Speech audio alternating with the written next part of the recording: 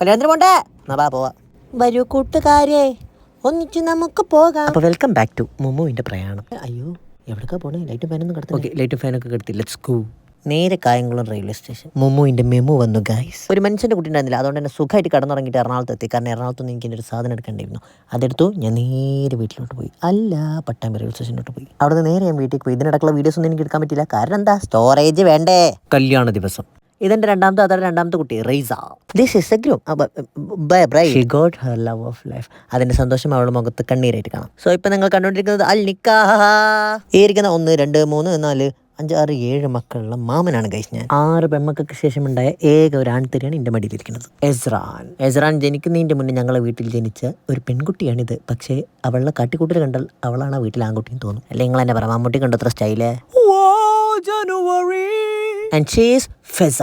ഇപ്പം നിങ്ങൾ കണ്ടുകൊണ്ടിരിക്കുന്ന ഈ വീഡിയോ ക്ലിപ്പ് എൻ്റെ ലൈഫിലെ തന്നെ ഞാൻ ആഗ്രഹിച്ച വലിയൊരു മൊമെൻറ്റ്. എൻ്റെ കംപ്ലീറ്റ് ഫാമിലി ഞാനെന്ന് പറയുന്ന പാട്ടുകാരനെ അംഗീകരിച്ച ദിവസം ഞാൻ എൻ്റെ വൈറൽ സോങ്ങായ മുത്തമഴയെ അവരുടെ മുന്നിൽ നിന്ന് പാടുന്ന വീഡിയോ ആണ് നിങ്ങളെ കാണുന്നത്. അതിൻ്റെ കംപ്ലീറ്റ് വീഡിയോ ഞാൻ ഈ വീഡിയോൻ്റെ തൊട്ട് മുന്നേ ഇട്ടിട്ടുണ്ട് കേട്ടോ. 3 വീഡിയോ ആയിട്ട് കാണാത്തൊരു പോയി കണ്ടോളൂ. അനുവിൻ്റെ കല്യാണവേദി അതിനൊരു നിമിത്തമായതിൽ ഞാൻ അനുവിനോട് നന്ദി പറയുന്നു. നന്ദിയുണ്ടേ. ഓക്കെടാ. അല്ലേ, ഓള് താങ്ക്സ് പറയണത് പോളൊന്നും കിട്ടൂലേ, അതുകൊണ്ട് ഞാൻ തന്നെ ഡബ് ചെയ്തു. Okay, let's have some dance. ഇതെന്റെ ഉമ്മയുടെ ഏട്ടത്തിയാണ് മോന്റെ മക്കൾ.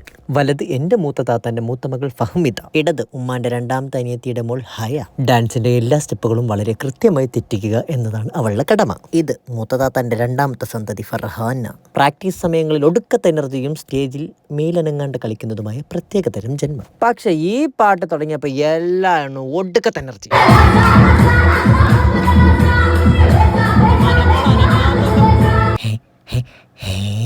കണ്ട ഇതന്നെ ഞാൻ നേരത്തെ പറഞ്ഞത്. എല്ലാവരും ഒരു സൈഡിലോട്ട് തുള്ളുന്നു, അവൾ മാത്രം അപ്പുറത്തെ സൈഡിലോട്ട് തുള്ളുന്നു. കഴിഞ്ഞില്ല, ഞാൻ നേരത്തെ പറഞ്ഞ ആളെ കൂടെ കാണിച്ചു തരാം. Energy booster.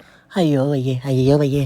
Jhumka, hi jhumka. ആ മാങ്ങ പറയും ചൊല്ലിക്കുത്തെ. എങ്ങനെയാണോ എന്തോ എൻ്റെ താത്താൻ്റെ ഈ ഏറ്റവും ചെറിയ പിസറിന് എങ്ങനെയാണ് അവ ഗോലുമാല പാട്ടൊക്കെ അറിഞ്ഞതേ നോക്കിക്കോ അവൾ പാടണേ. അല്ല, ഞാനിപ്പോ ഇതിൻ്റെ ഇടയിൽ എന്താ കാണിക്കണ്ടേ? ഉണ്ട് സഖി ഒരു കുലം.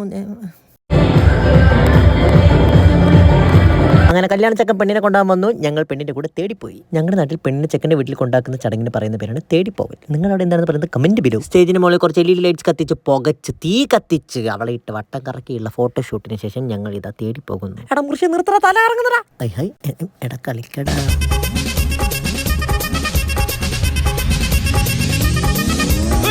அப்படி